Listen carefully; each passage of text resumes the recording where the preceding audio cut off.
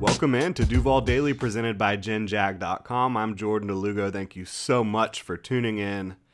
Jaguars versus Texans Sunday, 1 p.m. TIAA Bank Field. Big weekend. Jaguars Legends community will be in attendance. A ton of the former players, I think upwards of 100 former Jaguars players will be in attendance for this one. Tony Baselli will be honored for being the first Jaguar in the Pro Football Hall of Fame. He'll give out the first Duval of the day. Love it. But before the game, before all the excitement, let's get into some bold predictions for this one. Follow me on Twitter at Jordan DeLugo, Generation Jaguar, at Generation Jag. Please like and subscribe on YouTube, and if you want to support the channel further, go check out genjag.com, get some new Duval gear. You can also become a channel member. We've got links in the description below. So, some of the bold predictions did not go so well last week. One of them did. I did think Trevor would throw an interception, but I also thought that the offense would be fine, which clearly wasn't the case. Thought Christian Kirk would eclipse 100 yards. He likely could have if he and Trevor could have connected on a couple more of those attempts. Still ended up with 60. I thought the Jaguars would win by 10 plus, which they certainly had the opportunity to do so. Didn't quite happen. They didn't go up 21-0. Trevor Lawrence missed Jamal Agnew streaking down the field. It is what it is. Weather was a massive factor in this one. And hey, if you're out here predicting games, predicting different eventualities within games, you're going to be wrong at times. And unfortunately, we missed last week on a few. But this week, getting back after it, not letting that get us down. I've got Trevor looking nearly perfect in this game. He's going to be accurate with the football. There's not going to be any bad weather. There's not supposed to be anyways. I think he's going to be fairly comfortable in the pocket. And I just think he's going to have a really efficient football game. The reason I didn't say he's going to throw for like 300 yards, 3 touchdowns, anything like that, I think if the Jaguars get up early and they have a commanding lead early, they're going to turn to the run. That's what they've done so far this year in the 2 games where they jumped up on their opponent. They were throwing to score, and then as soon as they had a commanding lead, they really turned to the run. And if that happens this Sunday, which I would not be shocked if the Jaguars get up early on the Texans, I just don't see Trevor eclipsing 300 yards or throwing for like 3 touchdowns or anything like that. Competitive football game? Sure, I could see that, but I don't know if I expect this to be a competitive football game throughout. Texans play hard. They play fast and physical, but I just don't think the talent's there. So I think Trevor is going to look nearly perfect from an accuracy standpoint, from a pocket feel standpoint, all those things. I'm also doubling down on Christian Kirk. Think it's time for a big bounce back for him. He dropped a few passes last week. A few of them were tight window things where it was tough to catch during that monsoon. I think he's going to have 100 yards and a score for the Jaguars. He's the top paid wideout in Jacksonville. Doug Peterson loves moving him around the formation, creating mismatches, and Christian Kirk is a prideful football player. I think he's going to want to have a big day after kind of being a little bit of a letdown last week. I think the Jaguars get back on track from a turnover differential standpoint. In every game this year, they had done a great job with the turnover differential, except for last week in Philly when Trevor had a hard time holding on to the football. I think the Jaguars are at minimum +2 in this one in the turnover differential department. That's just, this is a team, a defense that knows how to force turnovers. They do a really good job with it. I think Davis Mills has been a little loose with the football the last couple weeks. I think they'll be able to force some turnovers, and I think the Jaguars will be very clean on the other side of the ball, not turning the ball over and giving it to the Texans. I think another big thing for this Jaguars defense, they're a defense that prides themselves on stopping the run. Entering week 4, they had allowed 55 yards per game on the ground, a league low. They were the best run defense in football.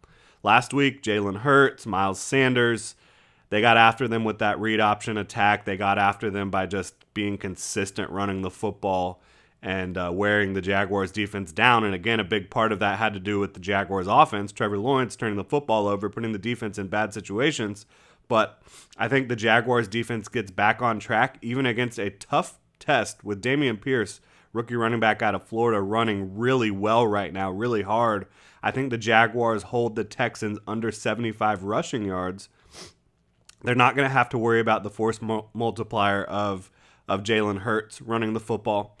They're not going to be having to worry about the rain. I think that they get back on their gap assignment football. I think they play gap sound. I think they read their keys, and I think they swarm to the football, holding the Texans under 75 rushing yards. And I think part of that is also just going to be limiting how many times they're comfortable running the football.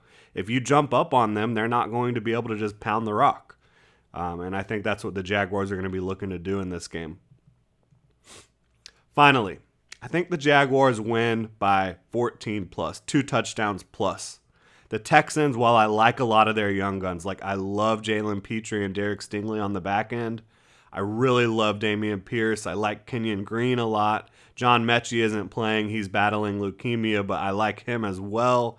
I like a lot of what the Texans did this offseason. They're still not there from a roster talent standpoint. They're too young. There's not enough veteran leader. I shouldn't say leadership. I do think they have decent leaders. There's just not enough veteran talent. I mean, when you look around this roster, the veterans you're impressed by are Brandon Cooks, Laramie Tunsil at left tackle, and Jerry Hughes.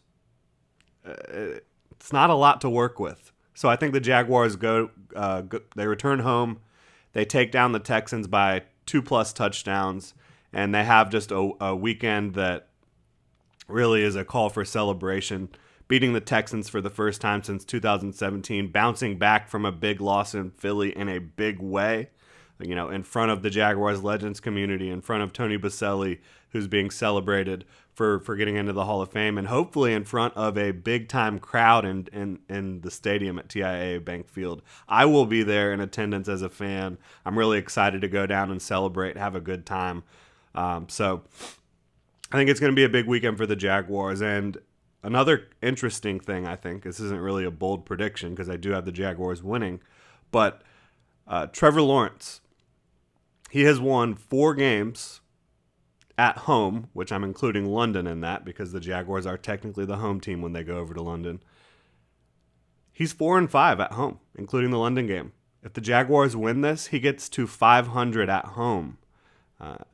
Which is kind of crazy to think about considering how poor last year was. But all 3 victories for the Jaguars were at home last year. He's 1-0 at home this year, having taken down the Colts in convincing fashion, 24-0 in week 2. I think they do it again this week, and I think Trevor gets to 500 at home, which is an exciting development because for a young quarterback to be able to establish that he can win football games at a high clip at home is a big deal. And I think you continue to see that trend where the Jaguars are really good at home, really good at defending their home turf, which is fun for the home fans. Because even if you don't have a great football team, which we don't know what the Jaguars are yet, I think they're a good football team that's trending towards being a playoff team, but a lot of football left to play. But the bottom line is if you can win at home, you give something for your fans to look forward to every weekend when you come home, when you play at home.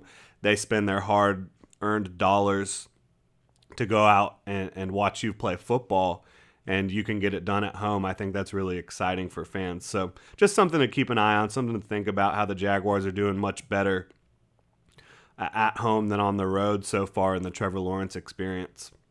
But bottom line is this should be a good weekend for you, Duval. I think the Jaguars, again, stop their losing streak. They start winning at home. Trevor Lawrence gets to 500 at home. Tony Boselli gets celebrated. I'm sure you're going to get to see a ton of the Jaguars' former players. I think, again, it's going to be 100-plus former players. Should be a great weekend, Duval. Thank you so much for being here. Follow me on Twitter at Jordan DeLugo, Generation Jaguar at Generation Jag. Please like and subscribe on YouTube. If you want to support the channel further, again, go pick up a new hat, pick up a new shirt, genjag.com, become a channel member. Links in the description below. Have a great Saturday, Duval.